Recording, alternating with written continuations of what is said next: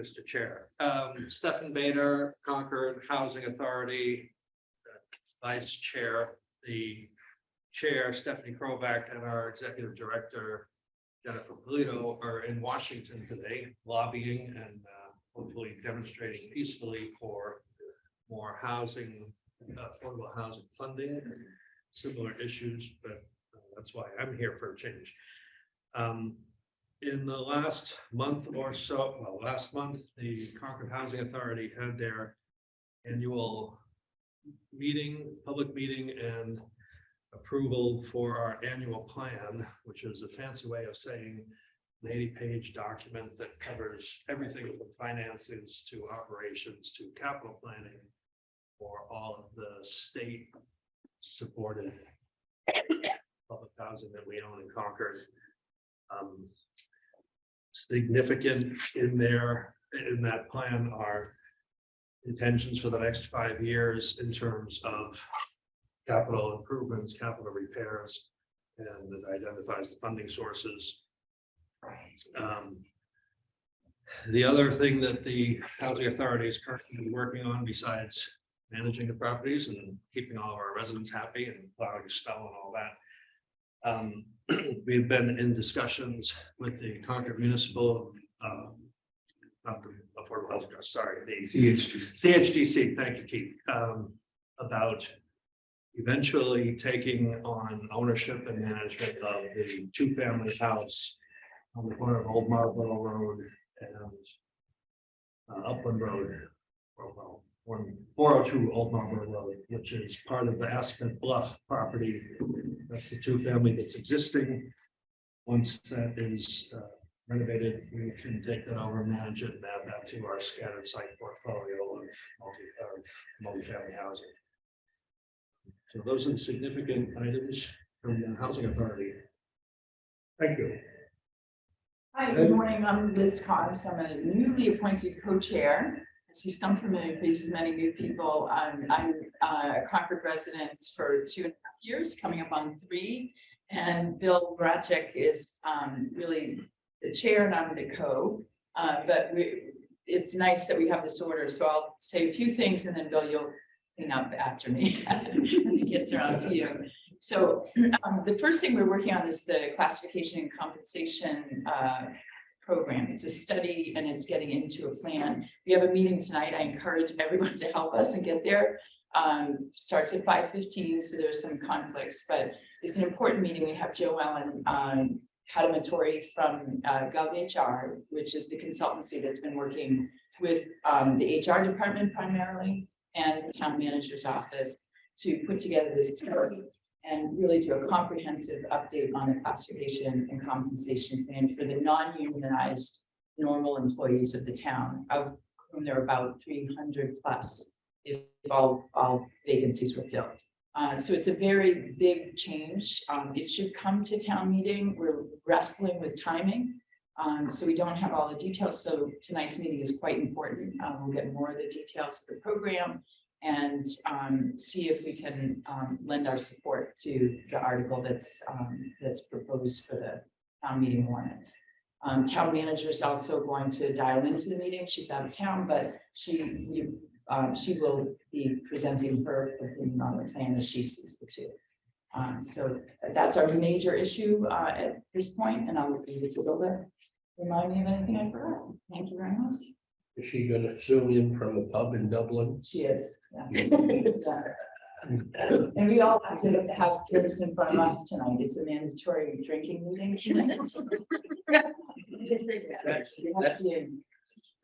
That's tough duty. I know we're tough group.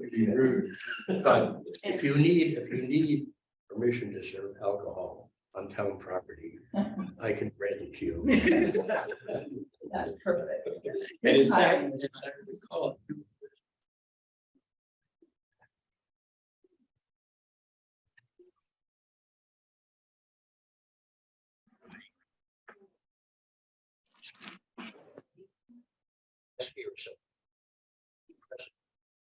And what they kept some dishes on record, the cocktails, which obviously were there for the the end of. Or I'm gonna say it.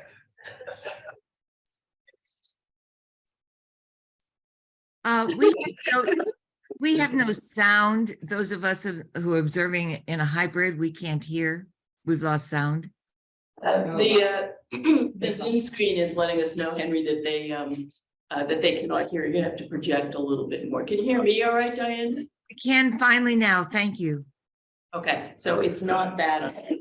Oh, it's That that. over there, we can shout it All down. right. And may I interject just briefly, on Monday night, next Monday night, the select board will have the public hearing on those 5 and 6. 5 and 6, and whichever one you're planning to move, because that had been deferred because of the process that you're talking about. Yeah, if you remember, we will be presenting, it's quite a big week. We'll do the best we can. Peggy? Sure, Peggy Briggs, Chair of the Finance Committee. And we've had a very busy few weeks. We have taken a position on almost all the articles that are on our list, and almost all of them were non-controversial, but not all. The most controversial issue before us is the Concord Public School budget. We have been working very closely with the school committee throughout the spring and the winter. And we brought this to the floor last Wednesday, the 15th. And the initial motion was affirmative action at the CPS budget number. And that did not pass. It was voted 7-7 at the Finance Committee, which meant it didn't pass. We were missing one member. The next motion was to move the CPS, to recommend the CPS budget at the Finance Committee guideline. And that prevailed with 8 yeses and 6 nos. And I'm the one that changed my mind, and I'd be happy to explain that. Seeing a tie on our board made me realize that, you know, it was very close, and obviously couldn't be any closer. And by voting yes at the guideline number, what we will end up doing is making a motion at town meeting to amend the CPS article to our guideline number. And without that vote, there would be no opportunity for town meeting for us to present the guideline number, us to present the reasoning behind the guideline number, and for town meeting to have the opportunity to have our presentation as well as the school committee presentation. So it's gonna be time consuming. I wouldn't be surprised if there was even another motion in between. But at this point, that's where we stand. So we will make a motion on the floor of town meeting to amend the CPS budget to our guideline. And the difference is substantial. It's about $800,000. Can't remember where it is now because it moved, but it's not an insubstantial amount of money. And we are working very hard on our annual finance report to the town. And I think people are going to be surprised to see some of the concerns we have about the financial outlook in the next several years. So we're quite concerned about overall budgeting.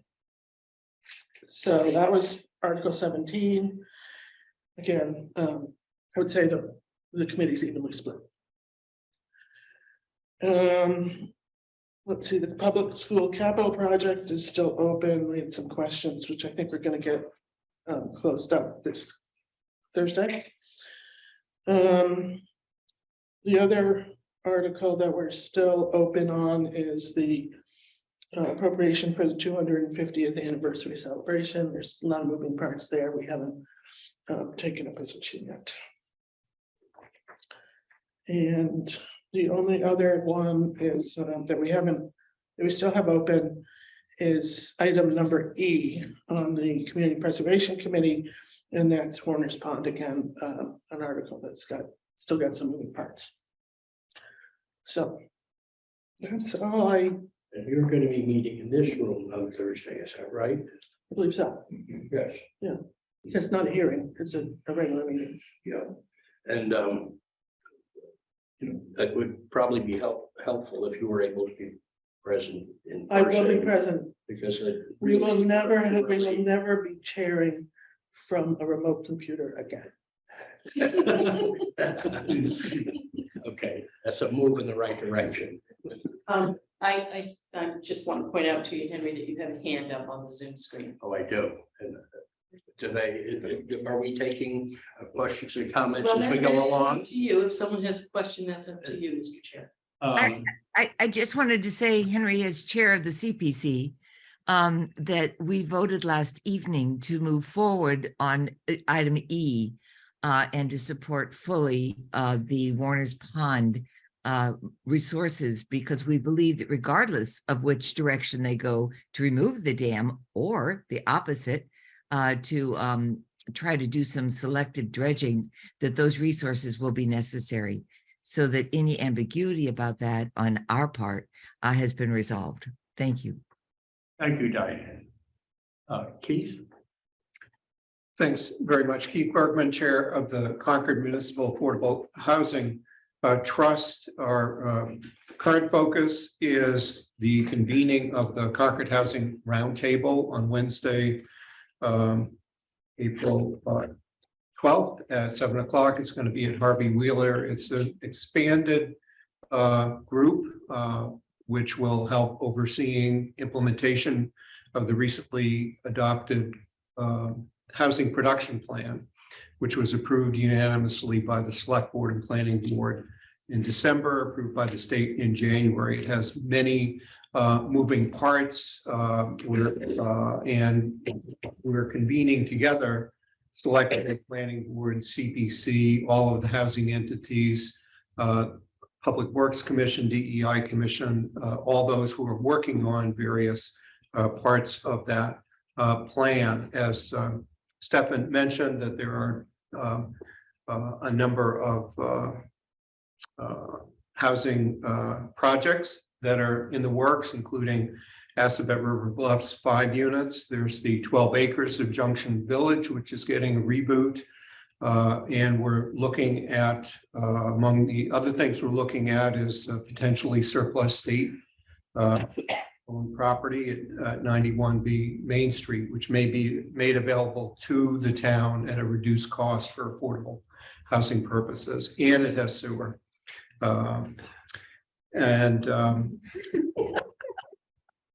So because it takes, and you can quote me on this, it takes a sewer to make a village. And what? it takes to make a village, right? And I think I'll put in a pitch for town meeting. The trust has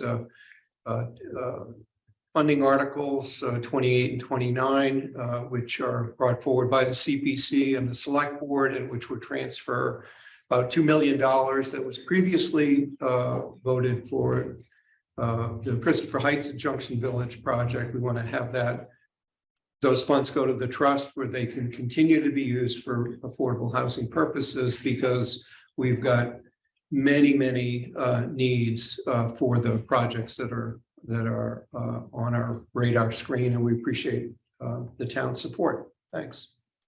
Pete, that meeting on April 12th is a public meeting. It is, yes, Thank you. yeah.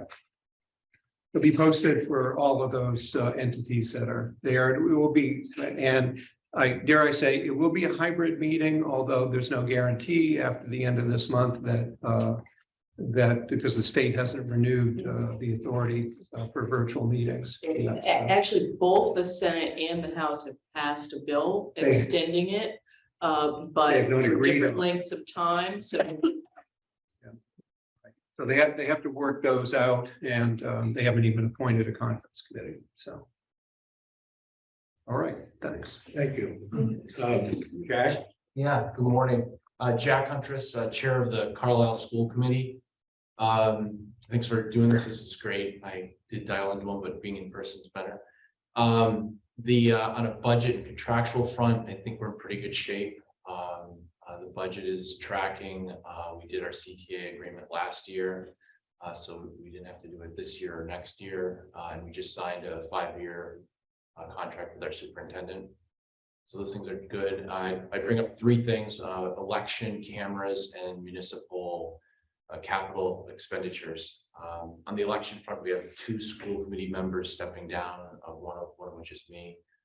So there'll be 2 slots to be filled for the election on May 16th. Cameras have been a topic in our schools. I think 2 catalyzing events happened. One was the chief of police coming in and saying, I'd really like CPS to have cameras. The second one is a survey where we found out that pretty much 90% of schools around us have cameras in the exterior, ingress and egress, and in common areas. So from a best practices standpoint, we were, I think, way out of line with the way cameras are being used in schools today. Nothing in classrooms, nothing in any other areas, just those areas. We did vote last night to support that going forward. So that'll be part of our capital request for next year. And the third part is just working through what has been, I think, a struggle over the last, I don't know, decade to manage capital requests and plan for them, where every year things have been looked at in isolation and we just kick the can down a year and a year and a year. So last year we ended up with this long list of things that over a decade have been kicked forward. Key emblematic of that is the phone system. We've been buying phones off of eBay to add together a phone system, which really represents both a safety issue and an operational issue at the school. And the lack of sort of decision and direction there, it just kept going year after year after year. I think Ryan McLean in the town administrator level is playing a significant role. I think the town as a whole is working pretty well across departments to put in infrastructure that's been just kicked down the road, and that is in play. Similarly, there's a big warrant article coming up for the lighting project in our auditorium at the school. Again, been on the docket since 2018, but kicked forward now to run plays. We have people literally unplugging plugs, plugging in while the play is going. Never buy like wattage and buying stuff off of secondary market. There's just no equipment there. That did pass as well last night at our school committee meeting for approval and support of the warrant, which I believe both the select board and FinCom are supportive of as well. That's what I got. Well, sorry that now that you're bringing Carlisle into the 20th century, our residents have no place to go when they want to step back into the past. Next. Hi, Tracy Morano, Chair of the Regional School Committee.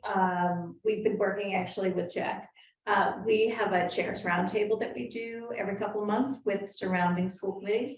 So we have Belmont, Acton, Boxborough, Weston, and it's Sudbury, Lincoln. It's been really helpful just to go chair to chair on your fellow committees and see the struggles that you're having within your own school districts, and other people are having similar struggles.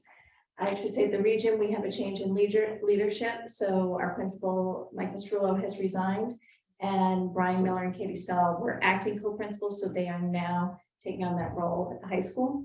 So we have 2 co-principals, and then we'll be hiring an assistant principal and a dean of students. So that's coming in the future.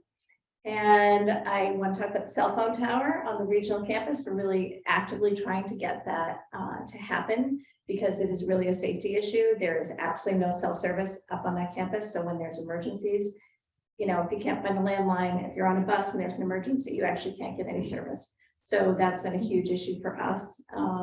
We're just in process on that, and we'll bring you more updates on that. And I'm happy to say that the region is at guidelines. So that's been wonderful. Part of that is, Carlisle's assessment went way up this year, but Carlisle, FinCom did a great job in there. They've been watching this for the past like 7 or 8 years. and they are ready for that. So that is part of the reason, but it's also a different structure than CPS. I mean, we have one school, CPS has five schools right now with different leadership and all sorts of things. So there are plenty of reasons why the regional budget, is a guideline and why CPS is not. And then lastly is just the, I'm sure you're aware of the Best Western. We have students attending our schools from K to 12. We have, I think it's mostly a Concord issue. So I should just say that also. We have 6 students, I think, at Concord and 2 at the region. And just to give you a little flavor on transportation, we probably have another 28 students that we're transporting to other districts to the tune of $1,500 to $2,000 per day, which we will get reimbursed for in 18 months. So I think it's important to realize September. a year from September. $1. Yeah.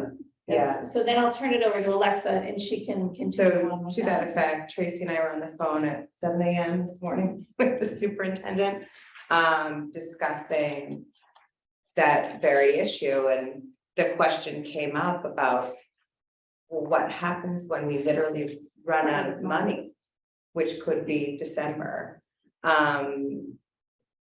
could be October. We don't know. So to that end, Tracy and I are going to use our roles to continue to work with our state and local representatives to try and hustle that legislation along or perhaps amend it. I think an 18-month reimbursement is, to be frank in this group, is entirely unrealistic burden for any district. At $1,500 a day, we're talking $30,000 a month, over 10 months. And the rooms are not all full yet.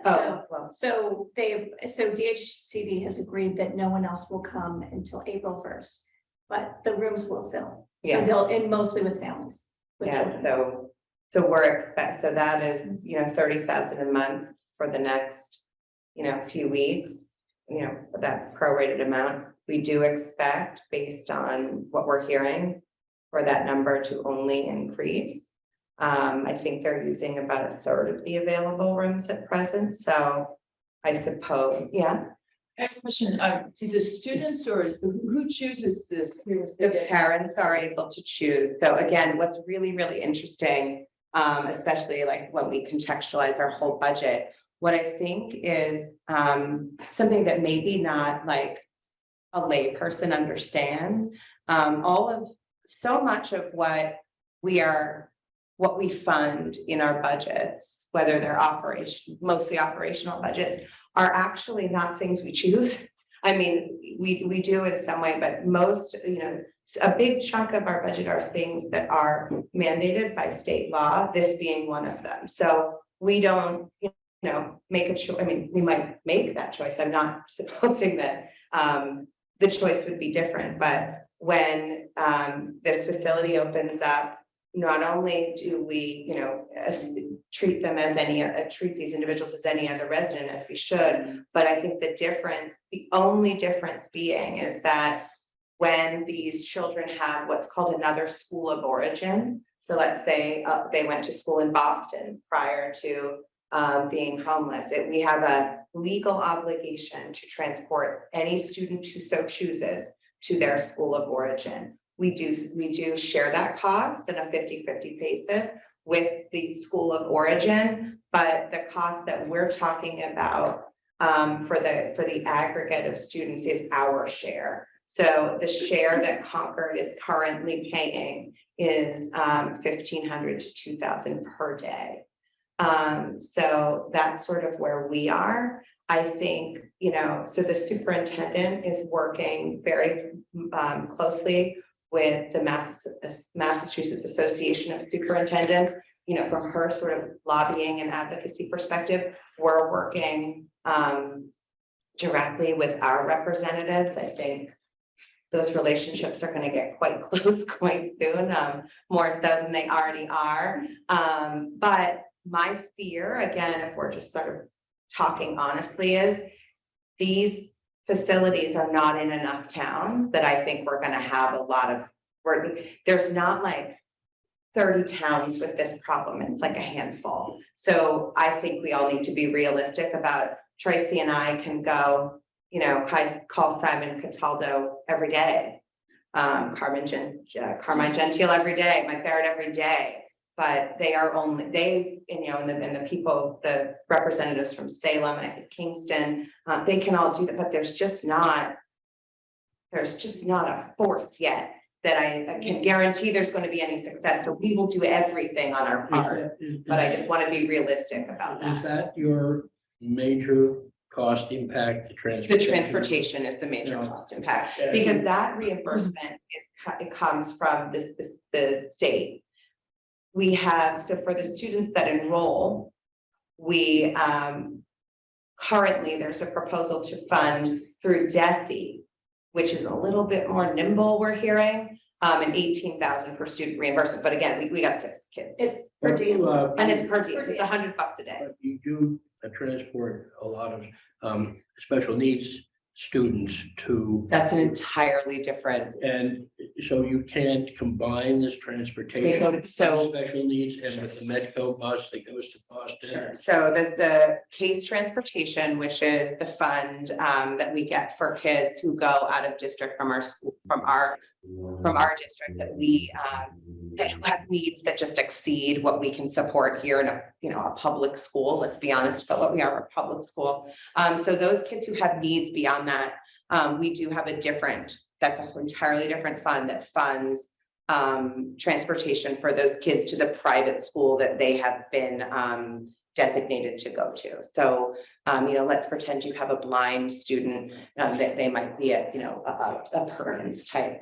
So a couple things. Number one, that kind of transportation can sometimes be very specific. Those kids are oftentimes physically disabled, so that the types of transportation you're using wouldn't necessarily make sense for these kids. Number two, the locations aren't the same. We're mostly going from Concord. I think the majority of kids are in Boston, but again, Boston's big. It's not like they all go to the same high school or the same middle school or the same elementary school. So at first I was like, oh, good. 15 of these kids are from Boston, but they can be 40 minutes apart in Boston. So we have been, all of the efficiencies that we can gain from the transportation perspective have been gained at this point. So that is our cost. Well, thank you. Carlton, you had your hand up. Alexa, I'm concerned about your statement about what happens if you run out of money. But that's kind of freaking me out at the moment. Are you talking about having a special election to raise funds to reimburse? That the has schools? already, I believe, happened in Salem because of this, because they're months ahead of us. So, So what happened to them? How much lead time do you need to prepare for that? So, and are you planning that as a backup plan? the truth is, we don't know yet. This is the Kids first. haven't even been here for a week. Yeah, they've been here 5 days, just full disclosure. So now that we really have we have a true sense of the cost implication. Like I said, 7 a.m. was when we first said, okay, we need to start really thinking about this. I think last week when the kids arrived, the perspective was, we need to get organized. So that was sort of 7 days ago. Now we're organized. So now we need to be more thinking about logistics plan and long-term planning. Last week, truth be told, was making sure kids had a backpack and pencils and sneakers for gym class. That was last week. So we did that. And I will say, we do a Friday call with all the main players in this, everyone from the state to DESE to Carrie LaFleur to Tracy and I to the superintendent. And I will say what was really interesting was the people who are from the state agencies that manage this and see this across other towns, as well as from the organization Making Opportunities Count, were visibly and emotionally moved at how well we were able to organize and get on the ground. And I mean, really visibly moved. I think someone cried. So in any event, so that really was the focus last week. And now we're going to move into the longer term planning. Tracy and I haven't even been able to talk about this with our own committee yet. So you're the first to hear. Because again, this was. And I'm just gonna add that none of this has anything to do with the difference between the finance committee No. recommendation and the CPS budget. This is aside from that. Thank you. I have a related question. It will be reimbursed. It's just, Yeah, it's a time, when, in, you know, eventually. when I'm celebrating my 50th. We have. Just for perspective. Hi, I have a related question. When we're looking on the other side of the financial equation, has anyone considered the impact on lost hotel rooms taxes to the town from the 105 hotel rooms that we've lost in our inventory? Does anyone have a clear idea of, I know from the state website, the lump sum that we receive from hotel rooms taxes, but does anyone know, is the state doing anything to compensate us for lost revenues on hotel lodging taxes? By the way, that's Jennifer Shinneman Hi, speaking. Yes. economic vitality. Yes. Hi, Peggy Briggs, FinCom. We have not calculated that number as a separate line item. I bet Carrie and Gail are probably on top of it, and it's a very good question. Thank you. Okay. Melissa? Well, it's a lot less controversial. I'll take that. Way down. And everyone's favorite. It's packed by weight, not volume. Oh, huh? Well, I didn't, I'm represent the Historical Commission. So just quickly, we continue our conversations with the Wright Tavern folks about the preservation restriction and the responsibilities the Historical Commission has on oversight of any changes that they might, the folks might propose for the exterior and interiors. That's ongoing. We continue to participate in the Section 106 process. That's their review process with the state and feds about Route 2A to Battle Road. We're pleased that the letters that we wrote along with the National Park and the National Trust certainly got the attention of the State Preservation Officer. So there's going to be a new stakeholders meeting April 7th with Federal Highways and Mass Department of Transportation, who now refer to the project as the Route 2A Pavement Preservation Project, which is quite a change from what they used to refer to it. Anyway, there's ongoing review with a lot of you with the Hanscom Environmental Planning Review. So we will continue to monitor that and make comments. And finally, pleased to report that the Mass Historical Commission awarded the town $25,000 for our this historic preservation plan. This is something that we put before the CPC, really the planning division, but it was Ann Clifford and the Historical Commission to prepare a very comprehensive preservation plan for the town of Concord. So we will get, we've asked for 50,000 from the CPC. With this 25,000, we will reimburse half. So save the town $25,000. Thank you. Excellent. Bill? Good morning, Bill Marachek, co-chair of the Personnel Board with Liz Cobbs, and she covered everything just perfectly, so we're saving a couple minutes. Carlin? Carlin Reed, Chair of the PEG Access Advisory Committee. Three things on my group. We're finalizing the postcard and the press release for the focus groups on our cable franchise renewal process. We have our focus groups on May 10th and 11th here in town. We'll be doing an online survey as well. That's one thing. The next thing is we've also recommended affirmative action on the PEG PEG article, which is article number 42 at the enterprise hearing. We've reviewed their budget and found it to be satisfactory. And the third thing is, as most of you probably know, our station manager has left. So we're in the process of finding a new station manager for Minuteman Media Network. Right now, Tori Wesnowski, who's the lead producer, is the interim station manager. So I feel like we're still in good hands. Thank you. Next, I'm sorry, I don't know. Laura Davis, I'm the chair of the Transportation Advisory Committee. We have been in touch recently. Yes. I was wearing a mask at that meeting.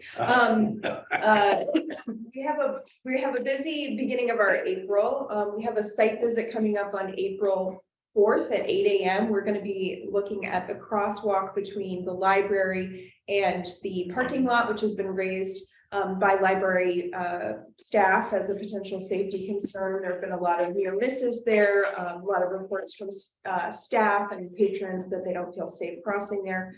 So we're going to do a site visit to assess the situation and gather ideas from the community about, appropriate safety improvements that could be made there. We invite everybody to. This is the Sudbury Road side? Sudbury Road side, correct. That invitation should be going out this week, but we definitely want as many stakeholders there as possible. So I hope some of you will join us.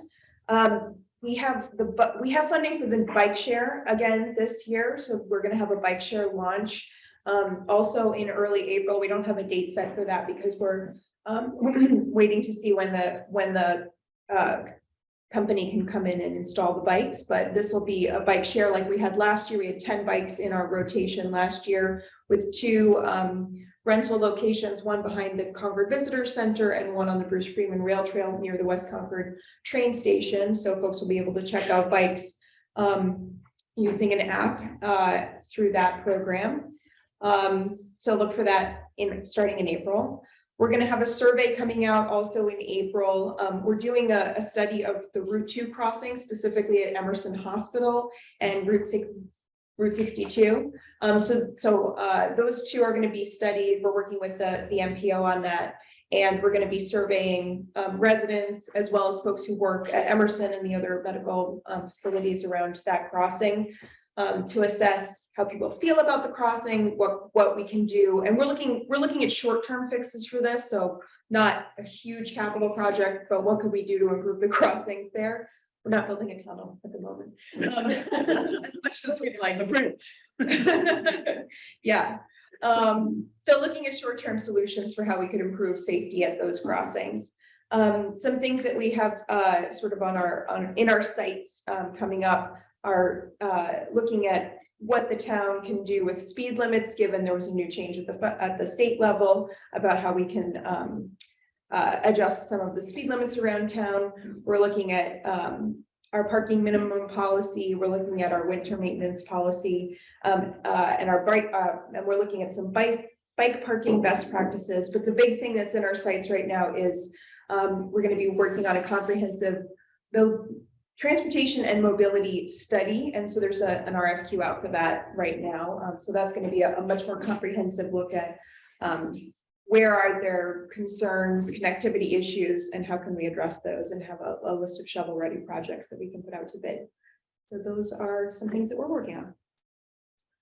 Thank you. Because Yeah, just a couple thoughts. One is town meeting did adopt the state law a few years ago that makes the speed limit 25 miles per hour townwide unless it's something that's supposed to. So we have done that already.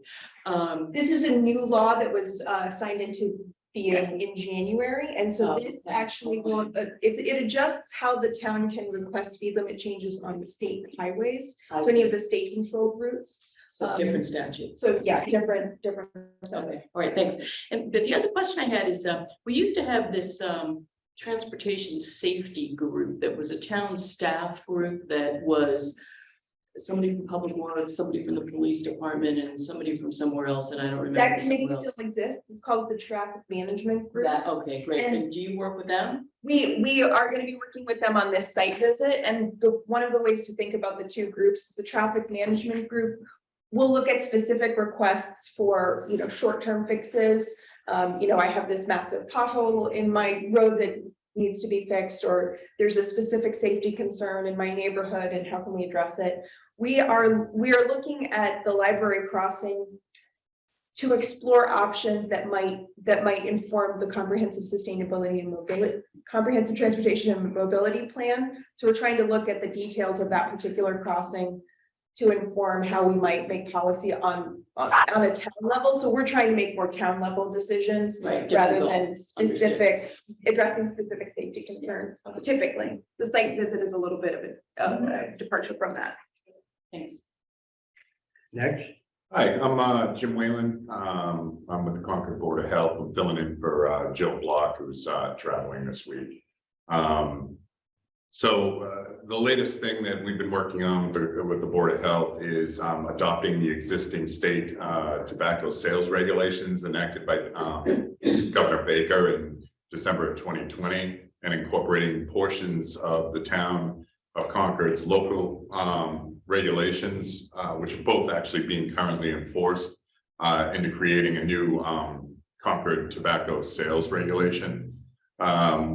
Basically, what we focused on was finding, kind of bringing everything standard so that vendors of tobacco can go to this new set of regulations for the town. And so there's no ambiguity with the state versus our city regulations.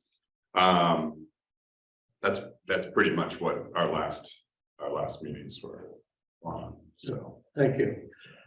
Before we get to Carmen, let me just say a few things about the Concord 250 issue, which affects both town meeting and the FinCom. Because of the respect that we have, and I'm just speaking now as the chair of the Concord 2025 Executive Committee, rather than on behalf of the Select Board. And Henry, for the people on Zoom to hear you, you're gonna have to shout at that little box in the middle. We And I can just- actually hear you. You're good. Can't I just carry a big stick instead of speaking loudly? So, and I can't move this chair. I don't know what's it. That's okay, that's perfect. Thank you. We do have an item for funding the Concord 250 on your agenda, and it is for this Thursday night. And because of the respect that both I and the board have for the role and authority of the FinCom, I am completely in accord with the decisions you made about not having our needs not affecting our free cash, and also not affecting your determination to take $1 million worth of free cash to go toward reducing real estate taxes. The only option that we have then is to go and use some of the ARPA money, which will not affect free cash and will not affect the town budget directly. And it is appropriate because this is truly an example of a one-time expense. And because of that, and because the ARPA funds do not require an appropriation from the town meeting, and I know it's always been the practice of the town moderator to not have presentations on articles that are not moved. I think we are not going to pursue Article 25 and rather fund it through ARPA with the cooperation of the town administration and the members of the select board. So if I am not present Thursday night, it will be partly because we have our own meeting to deal with some of these issues at the same time, but also because it's very unlikely that we will be moving Article 25. So that gets that off your plate, and you can breathe a sigh of Not relief. really. Right. And Henry, I would note that Mike Barrett just sent out a big Yes. notice about all the $2 million he's got from the state for, not just for Concord, but for the 250th in Massachusetts. So there should be something coming from there. We're getting 200 from that. 200. We're getting 200,000 out of that bill right away. But I think the regionalization of this effort is very welcome. I don't. Yeah. And And I appreciate, Henry, that you think you probably won't move Article 25. I will say that, there's always next year, and your budget is, $2 million. So at some point, we expect you to move something, and, having feedback from town meetings sooner rather than later. If you're, that's all I'm gonna say. I know. No surprises next year. Well, I agree with you. And but a year from now, we will have a much better idea Yes. of what is going to happen and what it's going to cost and how much money we have from the state. Right. And so, Because right now we have an expense plan. We don't have a funding plan. well, that's because we don't have a funding. we have some control over the expense. We Yes. don't have too much control over the funding. So Okay. we did the best we could. And I appreciate it. So now to you, Carmen. Well, that should shorten our meeting on Thursday. Hmm? That'll shorten up our meeting. on Thursday. Well, that's really what my job is, to make meetings shorter, but I also say, I want to express my appreciation for everybody coming here in person. I think it makes a tremendous difference for people to be together face to face and talk to each other. You get to know people much better, and and the conversation is much less formal and controlled the way it is with remote participation. I appreciate the fact that remote participation makes it possible for more people to participate, but that cannot replace the face-to-face meetings. And I really appreciate all the chairs coming here, and I hope after town meeting, we will be able to expand these chair meetings and have more people attend and have them make them an important part of the administration of the town. I found that having personal contact with members of the committees with which I am the liaison has made a tremendous difference in the relationship between the board and the town and those committees. So one of my priorities will be to move in that direction of getting people together on a more frequent basis and a more extensive basis, face to face with each other. I will be quick because I'm mindful of the time. It's about 5 minutes to 9. I just want to remind everybody of some upcoming dates in our annual town meeting calendar. The select board has the hearing coming up on the 27th, which is next Monday. The planning board also has its hearing coming up, and I think that is that the 28th. 29th, thank you. That's on the 29th for their 3 articles. So I remind people about those hearings. Anybody who is sponsoring an article, the deadline for draft motions will be Friday, April 7th. On the 13th, we'll review all those motions with town council, and we'll get back to you if there are any suggested changes from town council. The finance committee report will be finalized and ready to be mailed to people by the 14th of April. On the 14th also, and this is at 9 o'clock in the morning, there will be a coordination meeting for everybody who is presenting on an article at town meeting. And we'll do that by Zoom. What day is that again? It is the 14th, Friday, April 14, 9 a.m. We'll do it by Zoom. And all sponsors of articles should attend that. And that's where we'll do our assignments for time and so forth. And by all means, if anybody has anything special they want me to know about their time requirements, do let me know by email in advance, and you can get me at moderator@concordma.gov. And then the 20th, which is a Thursday, 5 o'clock, that is the deadline for presentation of PowerPoints, as well as any paper handouts that folks wish to distribute at town meeting relevant to the articles that we'll be taking up. And those go to tmsubmissions@concordma.gov.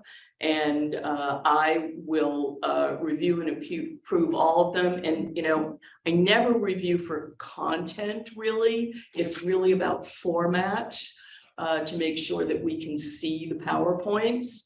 And I may have helpful suggestions for you if I think there are things that are missing or things that are hard to understand.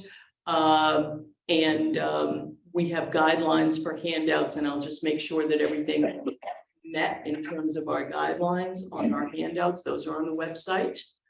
There's also a template on the website for PowerPoints. Anybody who's preparing a PowerPoint, you'll find that template there. It's great. You can just download it and fill in your stuff and submit that. Town meeting itself will begin at 1 o'clock on Sunday, April 30th. And it will be up to the select board to decide the hour at which they want to stop taking up any new business. Last year it was 6 p.m., but I'm not sure what they'll do this year. And then to the extent we have not concluded the business of town meeting on Sunday, we will resume at 7 p.m. on Monday and finish up the warrant. Okay. Thank you. Yes. If you have that, all that information written down, if you could send it to me, I will ask Donna to put it on the website. It is on the website. It is already Yeah, on the this website? is the calendar for town meeting that was approved by the select board. And it is posted on the website under the town meeting tab under 2023 annual town meeting. You'll find the calendar is approved by the select board. So you can easily distribute. Yes, to you can members find of that. of your respective committees.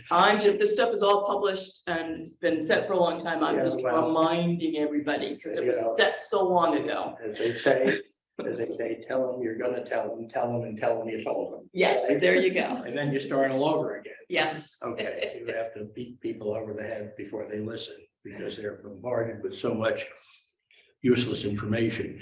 You will note now that it is 1:09. Do we have a comment? We still have. We have a bunch of. Are people we on not Zoom. doing updates for the folks that are virtual today? That you don't need an update from any of us? Yeah, I think you want an update, Henry, for the people who are on this, I can't see, how do we implement them? Well, why don't you, you know what, how about I go over close to the screen, Henry, and I'll read the names for you. Okay, Why don't you start with Jennifer? Jennifer? Hi, I'll be quick. So from Economic Vitality, there's really just two big things. We're very excited to announce that we have the town has hired an Economic Vitality manager. That was a long process and a lot of people went into helping to make that happen. Mimi Graney will be starting on April 3rd, and we're very, very excited to finally have a ambassador and liaison between the business commerce centers and the town. So thank you to everybody that worked really hard to make that happen. The other big thing that we are focused on is closely related to the 250th anniversary. The Economic Vitality Committee is digging into all the opportunities that we can do to create a long arc of tourism over the next 24 months beyond just the day of the 250th, particularly in light of the conversation we had earlier around finances. It's a way to help replenish those town coffers with some meals and lodging taxes. So those are the big things for me. Thank you. Thank you. Next, we have Julie McClure. Hello, Julie McClure here, deputized by Lee Smith, chair of the Concord Housing Development Corporation. A couple of things that we want to share about. First, regarding Junction Village, we have had meetings with the Winthrop Street Neighborhood Group, the DEI Commission, the West Concord Advisory Committee, and the League of Women Voters of Concord Carlisle. Consensus is forming around family housing of 20 to 50 units. And it's open as to whether it will be rental or ownership, allowing proposals for senior housing. The CHDC is planning a public forum to hear from everyone in the housing preferred at this site. It will be held Wednesday, April 26th at the main library at 6:30 p.m. and an RFP process will follow. Regarding Assabet River Bluff, the Concord Housing Authority as Stefan mentioned earlier, has expressed interest in owning the existing two-family structure. We're working on an application to subdivide this property into 2 lots, with the second lot to site 3 affordable units at 80% of AMI. All 5 will be counted on the subsidized housing inventory, or SHI. CHDC will request $500,000 of CPA funds at town meeting to facilitate the transfer process, perform necessary renovations, obtain inclusion on the SHI, and design and perform preliminary site work at the rear of that parcel. And I have a note here that everyone should attend that Wednesday, April 12th Concord Housing Roundtable that Keith referred to earlier. Thank you. Thank you. Next, we have Evan Ricker. Evan. Good morning, all. I'm with the newly created White Pond Task Force, new this year. 2 primary tracks that we're going down this year. The first is looking at and addressing urgent needs of White Pond, primarily around the cyanobacteria blooms that have been happening over the last 5 years or so. So meeting with folks that have done studies and reports regarding what's causing and creating that, and how to treat that. So looking at things like acid rain, nitrogen, sulfur inputs, groundwater flows into the pond, things like that. The second is reaching out to all the departments, commissions, and committees in town that interact with White Pond. So really all the stakeholders of the pond to understand what their needs, issues are surrounding White Pond. So we've been identifying those the last few weeks, and we'll be reaching out over the next several weeks. So if you lead a committee and you think you do interact with White Pond and we don't reach out to you, please reach out to us. We would love to attend your meeting or have you attend ours. And last but not least, Brian Foles. Brian. Hi. Excuse me, we just finished our light board meeting, so I missed most of your meeting. I apologize. So the light board has been working on the middle school solar, and we've gotten through the hearing with that. We today reviewed many of the articles that may have bearing on the light plant, and took positions on some of them and need further research on a couple others. Progress on the smart meter implementation, we're still waiting for those meters to come in and that project to really get underway, but all of the contracting and other decisions are done. We're working on a lot of things. I don't think I could really go over all of them here. But we are making progress, and we'll keep you informed as best we can. Thank you. That's everybody. All right. If I could offer just one thing, Chair. Diane, I'm sorry, Diane. Yeah, you're Diane, back. did you want to- I thank you very much. I made a major point when Peggy was speaking, so I can pass and we can adjourn. Thank you. Well, thank you. I just have one quick thing, just Sure. if I could share. It's around VOTEC, vocational technical high schools. We're seeing increasing interest in Carlisle after it being sort of like 0-1-0-1 last year. We had 6 or 8 kids showing interest. We didn't fulfill any of those spots. I imagine that's happening in Concord as well. It's not really a school committee issue, it's really a town issue because it gets funded at the town level. It is a national thing that's going on. Kids very interested in these tracks for a whole host of reasons. Neurodiversity and so learning styles. Most of the kids that go to these schools do go to four-year colleges, but many of them are able to go get very good paying jobs right out of high school and lead very successful, happy lives without the burden of debt.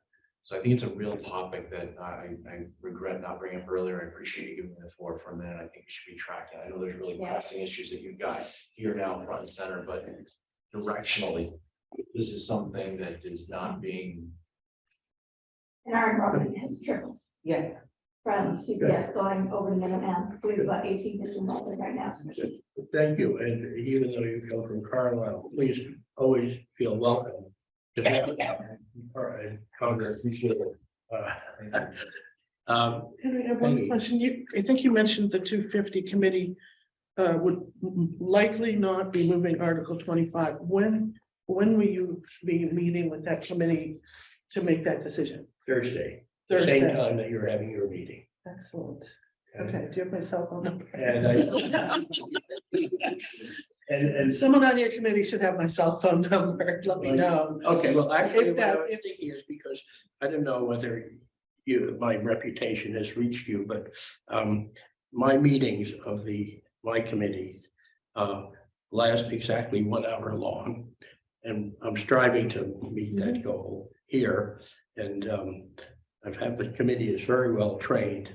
So when it gets to be 3 minutes of 8 in the evening, I will say to people, we have 2 minutes left, and they really do it. And that I think helps people attend meetings because they know that they have a limited commitment. So we're 5 minutes over, and that's okay. I was thinking that maybe after we finished our meeting on Thursday, which will be over at 8 o'clock. I just wrote 7 to 8. What? 7 to 8, then your meeting will probably still be going here. You want it? And then I will come over here or give you a call or send you a text and let you know when we're done. Okay. All right, Where's your meeting? in the trustees room at the library. Okay. All right, so if you come over here, that'd be great. Okay, we'll do something. All right, thank you. All right, this meeting is adjourned. Thank you all for coming.